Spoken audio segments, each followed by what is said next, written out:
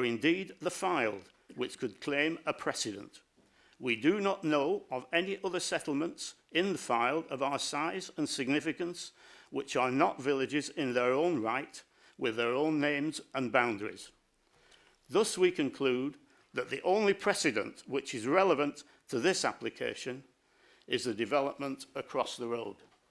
And it is a pretty outrageous thing to put in the Greenbelt, I might say. The applicant is a supporter of the principles of the Greenbelt and believes that he has a valid case to secure an approval within the guidelines of the Greenbelt, in contrast to the complete disregard for the principles and guidelines of the Greenbelt across the road 50 metres away. This has created a strong precedent with regard to the use of land in this locality. Thank you, Mr. Chairman. Sorry, I went over the time. Mrs. Marjorie Whitehead, please.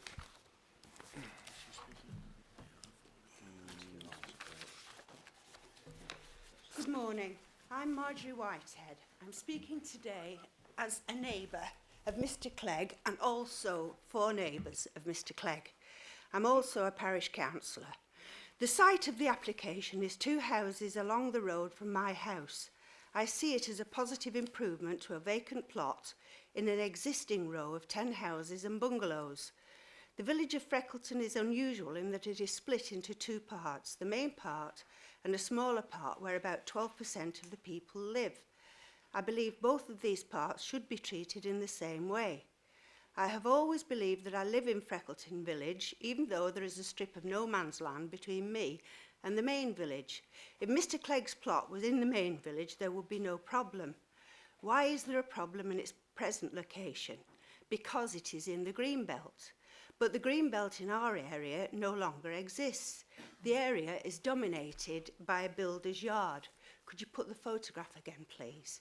This has been allowed to develop by successive planning approvals from an animal feed store hidden by trees with temporary planning consent to a full-scale builder's yard, joinery workshop, animal feeds business and landscaping business, extending down to Kirkham Road.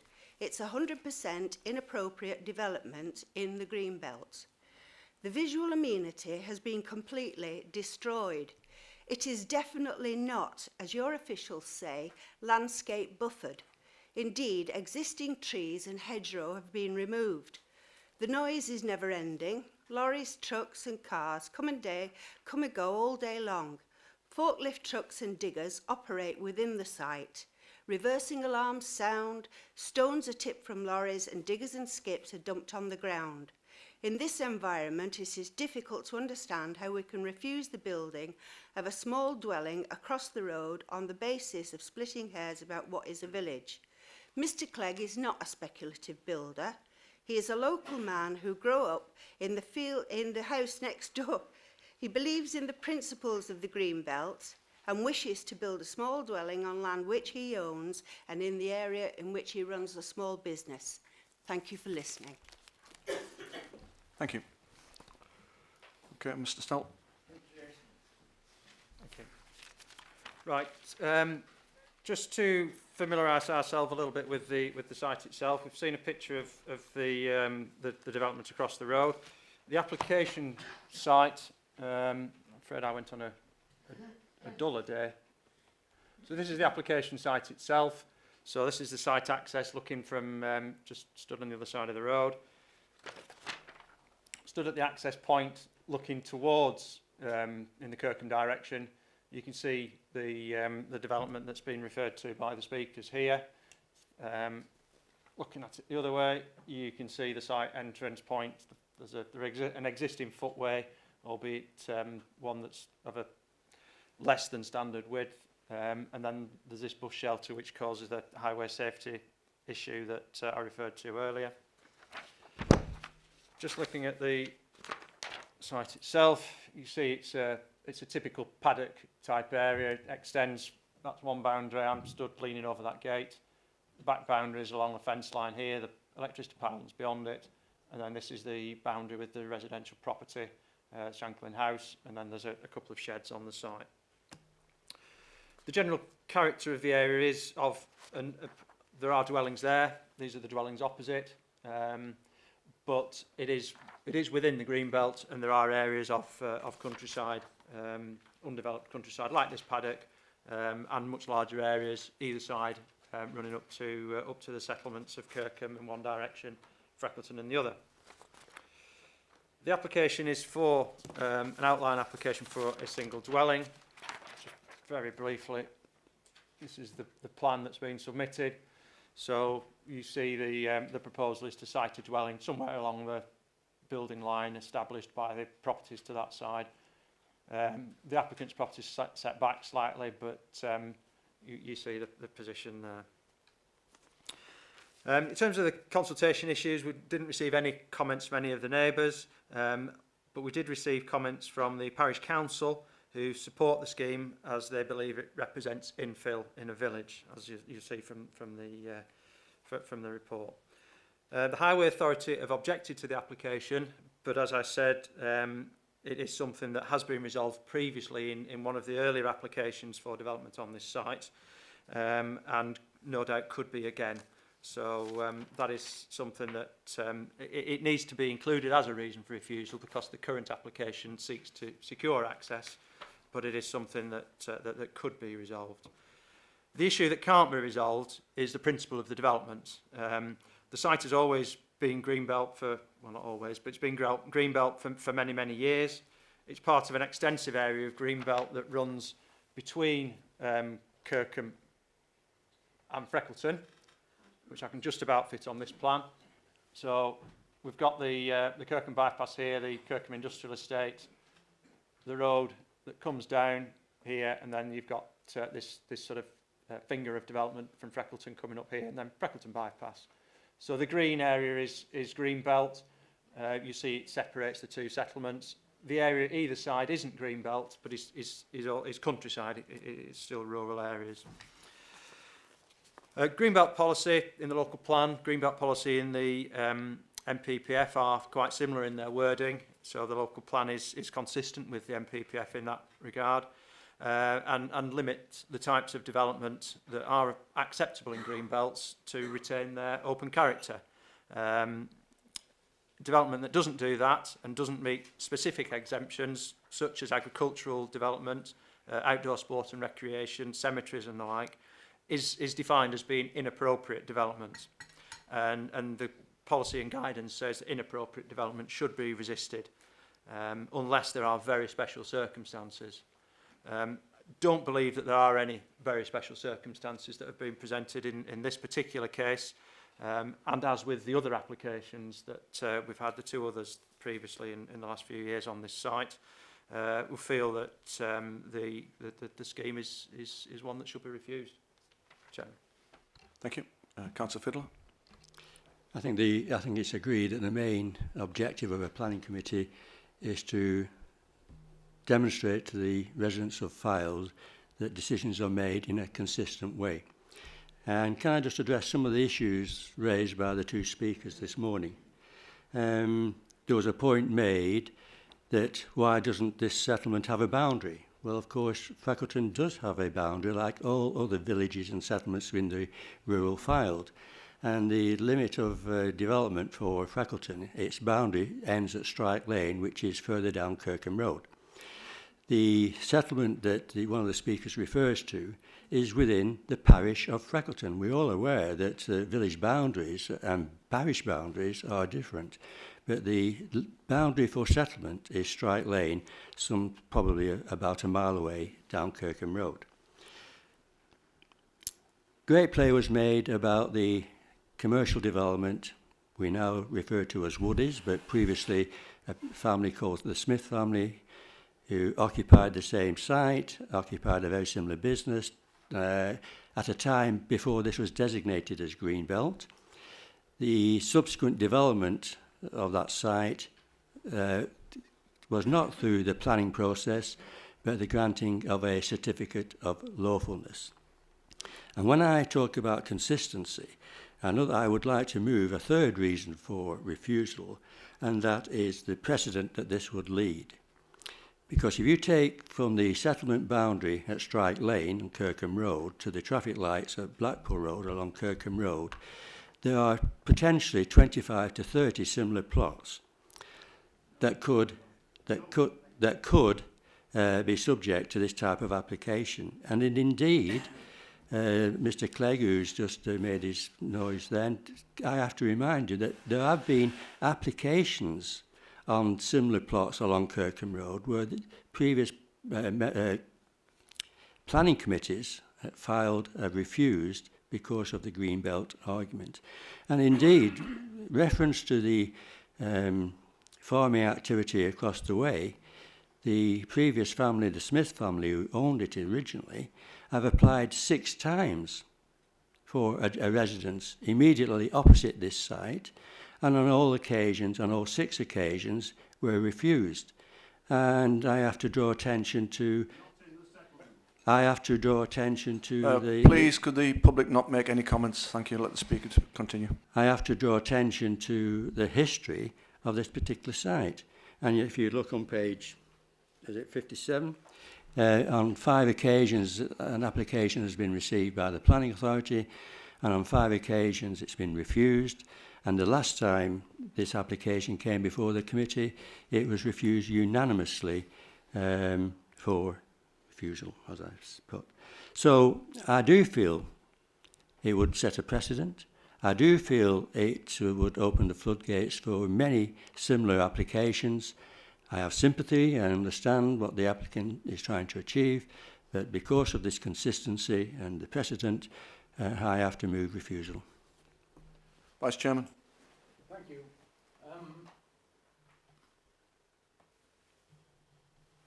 I'm willing, well, indeed, I don't think there's any alternative but to support and second what Councillor Fiddler has said. We've got a history of refusals here. Even the parish council recognise that within their response that it's going to be refused, and I think let it go to appeal. I mean, it is absolutely clear-cut. It's a track record of refusals. We could debate it, but I don't think there's ever been a simpler case of refusal where somebody is wanting individual dwellings in the green belt. If we start to do this, you could fill the whole area right the way through between Kirkham and the main road. We've taken this view before, and I think if the applicant feels he's got any strength at all, like the parish council, then it's better to go to appeal. So I am seconding strongly the officer's recommendation that this is refused. Councillor Mulholland. Thank you, Chairman. Yeah, I mean,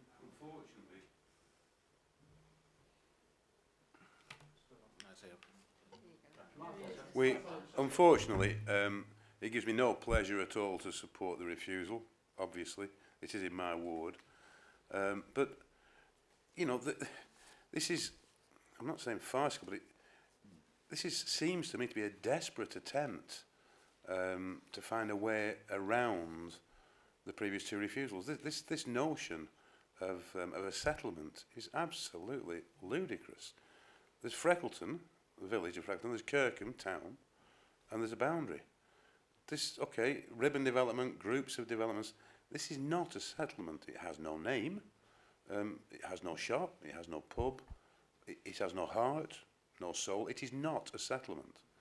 And I think the attempt at claiming it to be a settlement is somewhat ludicrous. Certainly, in terms of our policy, it isn't a settlement. So in terms of our policy, without any doubt at all, this is Greenbelt. It's Greenbelt which is designed to prevent, specifically really, to prevent the infill of that ribbon development, to prevent Kirkham and Freckleton from merging.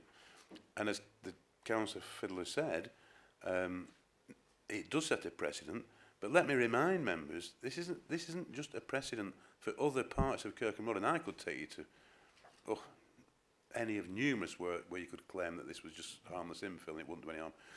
Never mind Kirkham Road, you know, let's look at trails, let's look at the approaches to Westham, Wheaton, you know, look anywhere that's got a village fence as far as we're concerned in planning terms. As soon as you step outside that, this would apply. This would be an extremely dangerous precedent. No pleasure at all, Chairman, but I really do believe we have to refuse it. The only other comment I would like to make is I'm extremely disappointed to have such comments from the Parish Council. I'm very disappointed that the Parish Council are supporting this for approval. And I would like Councillor Fiddler, possibly, I know he's a member of the Parish Council, to go back and try to explain to them what the planning policies are and how this does no good whatsoever to Freckleton planning councillors to have such an irrational comment. Thank you very much, Chairman. Does anyone want to speak for the applicants? In that case, we'll move straight to the vote. All those in favour of refusal, please show.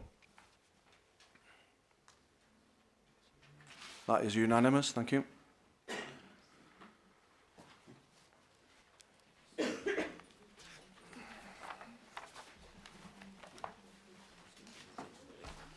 Turn your mic on.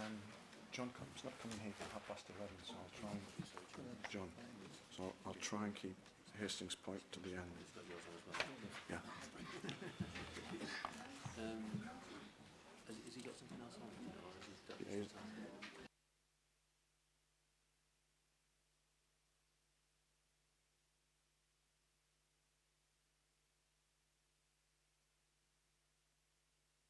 Item number 1 now, please.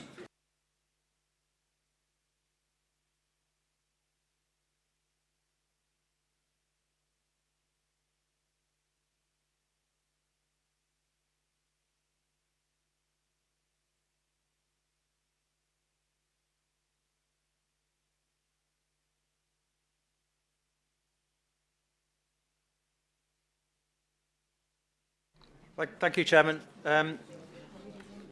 Item 1 relates to the test site that's been used at, calls it Kite Hall Wood, but it's down Annis Road, off Peel Road. This is Annis Road, that's Peel Road. You've got the Peel Hall Business Village, Business Park in this area here. This application is a county matter application, so this council's been asked for our comments on it. It relates to the, like I said, the testing site that was used for fracking. That was subject to a temporary planning permission. The temporary period, they're looking to extend that until the end of July this year. The reason they're looking to do that is not to do more testing, it's to allow the remediation to be finished. So this is a photograph I took at daybreak last week. So I apologise for the colours of it. But you see that there has been test rigs and storage containers, all sorts of equipment there. That's all gone. All you've got is just a gravel compound now. The proposal is that that's going to be broken up and the land reinstated for agricultural purpose. And they've got until, the application requests that they have until the end of July in which to do that. This council previously considered this application. They didn't raise any objections at that time. And that is the officer recommendation again. Move approval. Approval of the recommendations, yes. To raise no objections. Did I hear a second to that? Yes, thank Councillor Mulholland. Councillor Nolte, you want to speak? Can I just ask a question? Do we know the detail of how this is being reinstated? Because, yeah, fine that it's all going back to agriculture, but what is actually happening to the site where it was drilled and fracked? What is actually the process of reinstatement? It was actually drilled, it wasn't fracked. Well, whatever.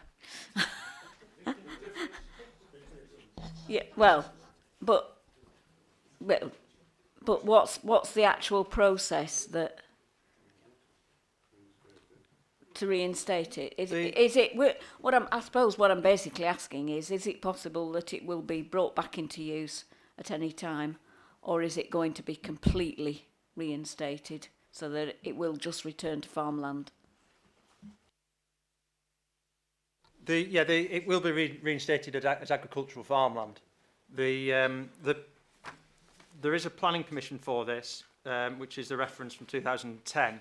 And one of the conditions that the county imposed required a restoration scheme to be submitted, which is this document here, which runs through the stages that need to be done, which is removing the concrete bases, removing the temporary drainage ditches, removing fencing, cultivating the topsoil, and there's a schedule of works that that takes 12 to 13 weeks with the contingency to implement, and that's why they're looking for the end of July period to allow that to take place, because clearly all the operational development has been removed. You've just got the concrete pad left, or the base.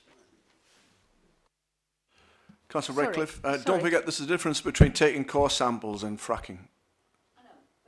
It's not a wellhead. They haven't produced a wellhead. All they've done is take but a core it's going sample. to be what I'm asking. I keep asking the same question, but I don't think I've had the answer. It's going to be completely reinstated. So we understand, yes. Because in the drilling process, of course, there's cement and what have you, and there is a hole made completely, but it's being completely taken away. Yeah. So we understand. Yes, Councillor- Chairman, that it will be reinstated for agricultural use.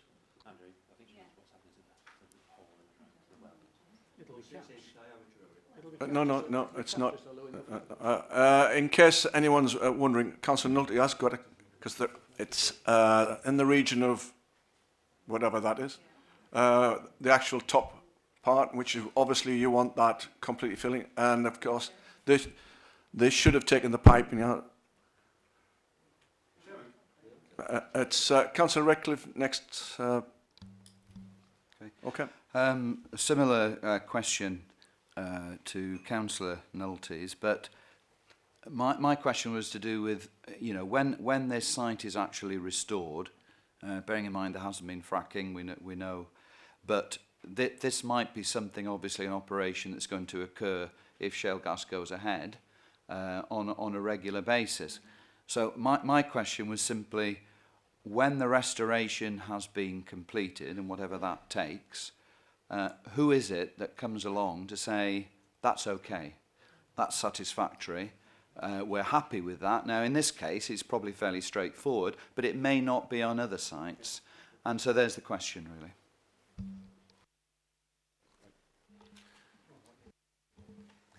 Chairman, in terms of the actual discharge of conditions, that would rest with the county council and the planning officers and members there.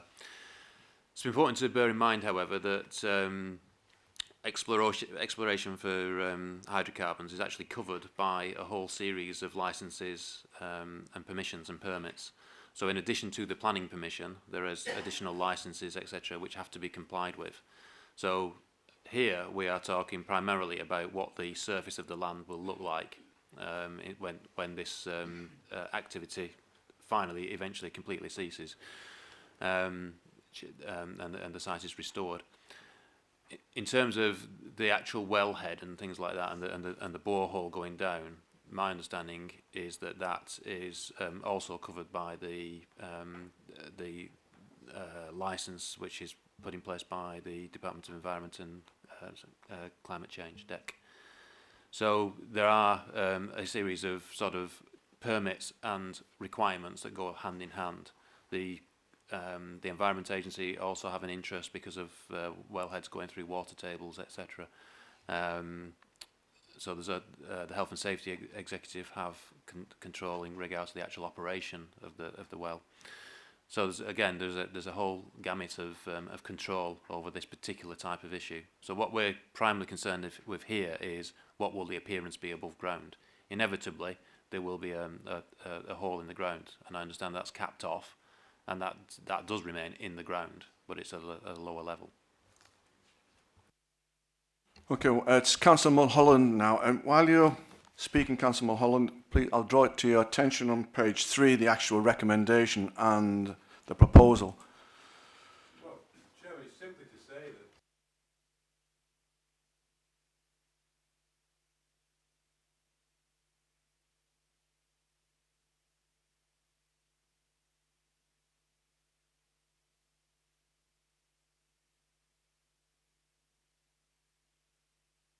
Exactly. Okay, everyone, I think that's fairly straightforward. Raise no objections. All those in favour of not raising any objections, please show. I think that's unanimous. Item... I beg your pardon? You abstain. Thank you. Item number 4.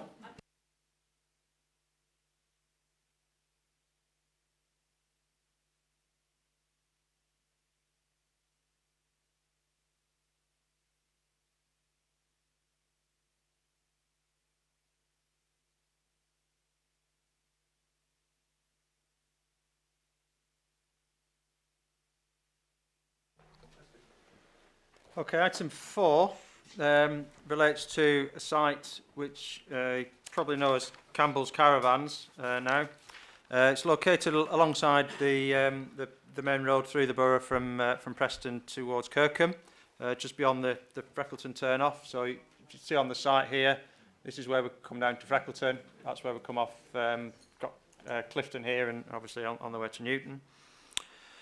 It's a long-established site that's been used for caravan storage and caravan display and sales. Over the past 12 months or so, there's been an extension of the site onto an adjoining parcel of land. And if I just draw your attention to an aerial photograph that perhaps demonstrates the areas in question. So this is roughly the same site on the plan. If we zoom in, this is the area that's historically been used for the caravan operation. The site now extends to include this area. For some years there's been an area at the front here that's had some surfacing, and there's been a limited amount of vehicles parked on there. About 12 months ago, the whole of this area was covered in road planings, and it now serves as a caravan sales and display operation. So in visual terms, that's the view along the road. So you can see as we come, we're just past the end of Lodge Lane there, you see the speed camera. So you can see the caravans and motorhomes that are on the site. That's the main showroom building. That's the site, where this extended area, you see there's a fence being erected and some flags put up for display. Looking at the same site from the other angle, you can obviously see it extends beyond the show, in front of the showroom, looking that way. And then you can see, looking back over the existing road hedge, it runs down the back of the site there. Final picture, really. So that's one from the site entrance. So you can see the fence, and that's looking up the road towards Newton. So this change has come about as it was previously occupied by Heimer. They've vacated possibly 2-3 years ago, and it's now operated by Campbell's Caravans, as you can see. They've formed this surface. There's no planning permission for that, and it is development. Therefore, those works are unauthorised, and we now have this retrospective application in an attempt to regularise those works with some modifications. The modifications relate to the introduction of a landscaping scheme. You'll see from that photograph, particularly perhaps, that you've got the footpath, you've got the fence, and then you've got the road planers and the caravans. And the earlier photograph, you recall the palisade fence that's up against the field boundary. Focus that in again. The proposal here is that a landscaping screen be developed around the perimeter of the site, with a sort of 6 to 8 metre margin of planting of trees and shrubs around the back, and then nipping round to the entrance point, and then a hawthorn hedge established along that frontage, with the site fence set back behind that, set back to allow for that space for a grass verge and a hedge to be erected. Hedge to be planted and established. So on this little cross section here, you can see you've got the back of the footpath here. The footpath's here. So the back of the footpath's here, and the fence is pretty much here. The proposal is to introduce a verge and a hedge before the fence is repositioned further back, with the idea being that that would replicate the situation that's on the other side, where you've got other side of the road of Blackpool Road, where you've got the road, the verge and the hedge. Other elements of the application relate to the retention of a building that provides a sales cabin in the middle of the site, the erection of a further building which will be used to house, when you go to pick up a caravan, it's so they can show you how to connect the bits and bobs to it in the dry, and a security cabin at the entrance, which is to be in timber, unlike in brick, as it's referred to erroneously in the report. In terms of consultations, the parish council have specifically supported the scheme, and we've no objections from the Highways Environment Agency or any of the other neighbours. In planning terms, the site's in the countryside, where there's general restrictions on development, unless there are sort of material considerations, such as it being related to the expansion of an existing business. The application draws heavily on that, and explains that Campbell's Caravans are a well-established local firm that have moved to these premises from smaller premises dotted around the area and specifically on Blackpool Road in Kirkham. And as part of their business development, they're looking to establish obviously a larger operation here, and therefore will bring economic gains to the borough from being there. Another important issue is that there has been a previous planning permission on this site, which, albeit was for the previous occupiers, Heimer, did approve the consent for the use of the site for caravan sales and display, but with a building in the middle of it to undertake much of that sales and display from. So that building you see on the screen here, that's pretty much 100 metres long, by 45 metres deep, by about 8 metres high. So that would have had a significant impact on the countryside, but was judged to be acceptable because of the economic benefits that it brought to that business. The officer view painted in the report is that this is the open display of caravans is much lower in its height, so it's going to have less impact on the flat landscape once this landscaping scheme is planted and becomes implemented, and therefore we feel that that gives us sufficient grounds to recommend the application for approval to you today. Chairman. Okay, two local councillors, Councillor Collins and Councillor Speak. Councillor Speak put a hand up first. Are you want to speak as well? Right. Okay, so it's Councillor Speak first. Thank you, Chairman. Although it's a huge site, it's very beneficial for employment, and I'm very pleased that there is a substantial landscaping scheme, and I've no hesitation of moving the officer's recommendation. Councillor Collins. Yes, Mr. Chairman, I'd just like to second the proposal. There are no neighbours to object to this scheme, and in light of the previous planning permission, I don't think we can really turn it down. Before I finish speaking, I'd just like to go back to the protocol for these meetings. We used to have a question and answer session after the initial presentation by the officer, before we moved on to the debate. Now, you pulled me up earlier in the meeting. Well, you said I'd already spoken once. I mean, I'm just trying to clarify, is it now the protocol for these meetings that we can only speak once in the course of debate? And if that is the case, then we need to have a clear boundary between when questions are being asked and when the debate starts. Not at all. If you recall, we did have a question and answer session. It became too onerous at the time because it was lengthening the process. Members can speak as often as possible. Sometimes I will ask, have you got anything extra to add?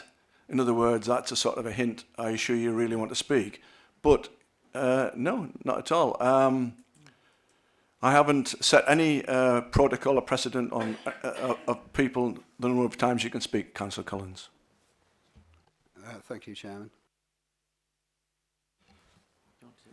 Councillor Nolte? Yeah, first one is a question. Have we got any pictures of the buildings that are proposed? The one that's now in timber and not in brick or whatever it was. I think you mentioned some others as well. Sorry? Oh. The plan on the screen now is the proposed site plan. So this is the location of the sales office that they're looking to well, that is on site. This is the location of this building that they're looking to use for demonstrating the bits and bobs of a caravan motorhome. There are also some minor works I didn't cover. There's a porch being erected on the front of the main building. Just to run through those, sorry, the security hut is that there. To put those into pictures, that's the security hut. Zoom in. So it's a 6 foot by 6 foot building for somebody to live in. Not live in, wrong word.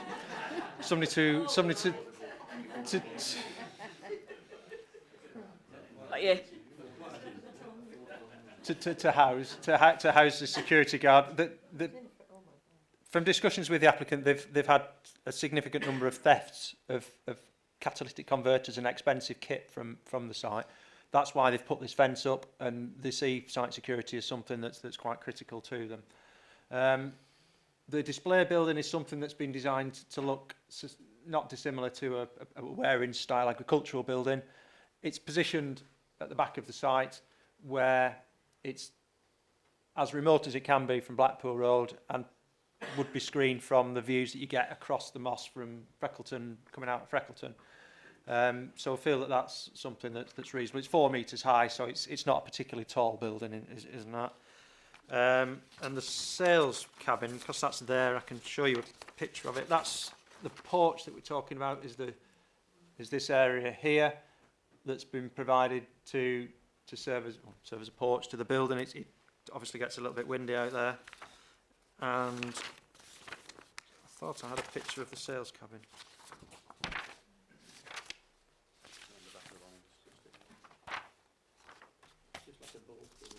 It's the sales cabin. I'm sorry, I don't have a picture that I can locate. Is very similar in its form to a sort of a park home type thing. It's a timber framed lodge with a timber veranda on the front that's sat in the middle of the display area. I'm sorry, I have taken a picture of it, but I don't seem to have brought it. Yeah, sorry, Jane. Okay, I'm happy with what I have seen. I think you need to be careful what you keep saying, Andrew, because you've just described 2 houses in the countryside. The other thing, I saw that there was no need for an environmental impact assessment. Could you just tell me what does trigger an environmental impact assessment? Because I would have thought this was a large area of land in quite a sensitive area, and I just wonder why it doesn't trigger an environmental impact assessment, or is it because it's previously used? Chairman, I'll deal with that one if I may. The most recent iteration of the environmental impact assessment regulations is 2011, and there's various guidance notes that go back before that to the previous iterations of those regulations. The regulations effectively divide development into 3 categories. The first category is development where an environmental impact assessment would be required no matter what, and some quite big infrastructure projects, including things like nuclear power stations, for example, are included in that category. The second category are the other types of general infrastructure that you might get, sort of industrial estates, housing developments, etc., are covered by those areas. and there is some guidance given as to the scale of development that would be expected to trigger consideration of whether an environmental impact assessment is required. So when you're considering those impacts, you look at the scale of the development, you look at the scale of development combined with any other development in the vicinity, immediate vicinity, so you've got to look at the combined impacts of development, and you look at the proximity to sensitive areas, and in regard to sensitive areas, what we generally mean is sites identified and for their ecological importance. So, for example, the Queensway site that we looked at earlier, that was 1,150 dwellings, but more importantly on that site, not just the scale of it, but the fact that it was a site used by wintering birds, which also use the river Ribble and Alt special protection area, and so there was an impact on an identified area, albeit an indirect impact. So all those things have to be weighed up in coming to that conclusion. And so although this seems a relatively large area, it really would only have impacts of a local nature, and there aren't any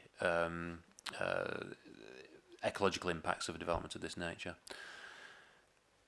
Just to go on from that, just to give an example of the type of thing that has been ruled not to require environmental impact assessment, and if you recall, it was debated some weeks ago, some months ago.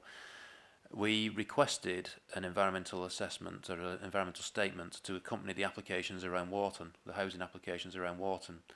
And that wasn't because any individual development was of a particularly large size, but together we considered that all the houses, if they all came in as shown on the preferred option, would be somewhere around 1,200 houses, and therefore we considered that to be a big enough scale.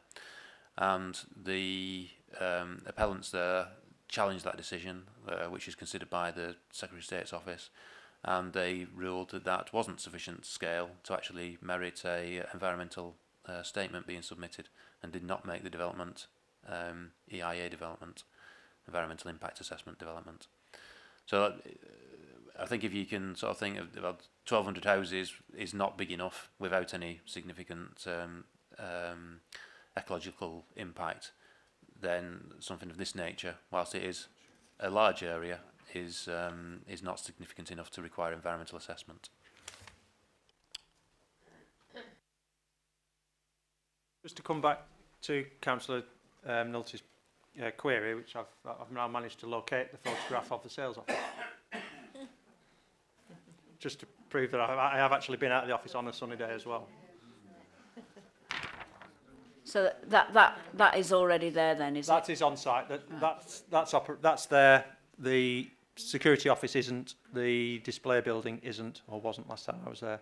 The porch is on site. The conditions on the agenda paper require works to implement the landscaping, move the fence and such like to deal with the current unacceptable appearance that it has and make that more acceptable. Thank you. I've no problem with that then, because I've been past, I haven't noticed that. But the one concern I do have, and I've no concerns with it altogether, and I think it's a good thing to have in the area, but that site's been there all that time. It did have a landscaping scheme when it was the previous owners. That was never implemented at all. It has never been enforced, and that's what my biggest concern is this morning, enforcement. That's been stood there for, well, probably 10 years or, well, nearly, and never been enforced. Nobody's made any attempt to landscape that whatsoever. And I'm just concerned that this will go through in just the same way this morning. So can we have an assurance that this will be enforced should it not happen? Very important item that, and it was brought up at the briefing, and the Vice Chairman is obviously very keen on environmental issues, but I think Mr Stella wants to say something before that. Yeah, the situation with the previous scheme was that it required implementing within a time scale that was following the erection of the building. The condition proposed on the agenda papers is much sooner than that, and it requires it to be done within the current landscaping planting season. So that's something that it will be done much sooner than anything else, because clearly the development's there. The landscaping needs to be done. I'm sure the applicant's been waiting to get some comfort that they have a planning permission, but I'm sure they will want to get on with doing the works that is required. And I'm going to assure you, the committee, that we will be making sure that they do. Vice Chairman. Sorry, Chairman, I just don't take that as an excuse for not doing it. The fact that the buildings took a long time or whatever, I don't think it's any excuse for enforcement on it. Thank you.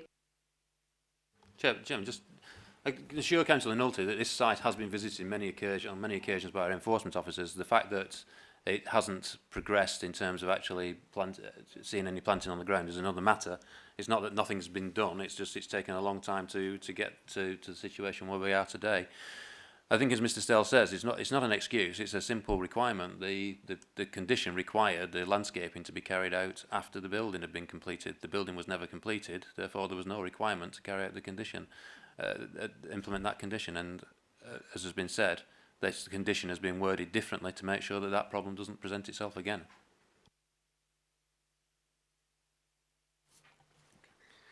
Thank you, Chairman. I think it's fair to say, and I think everyone would agree, that this is probably the most visually intrusive site and development anywhere in Fylde. And it's something that I feel sure we're all fairly well ashamed of, and we need to try and get the best out of it we possibly can. Yes, it was approved by this committee against the officer's advice because the buildings there were going to bring in so much employment. We've now lost the buildings. At least they screened off some of all the parking, and we've now got parking and very little extra employment. I think there are a couple of salespeople. I made a point of going there yesterday and had a jolly good look round. There's probably one or maybe two salesmen. I think that's augmented at the weekend. So all our ideas of more employment seem to sadly have gone by the wayside. But what I do compare, and I'd like Mr Stell just to put two plans up. The first is the scheme which he showed with the building on it and the amount of landscaping that there is on that scheme.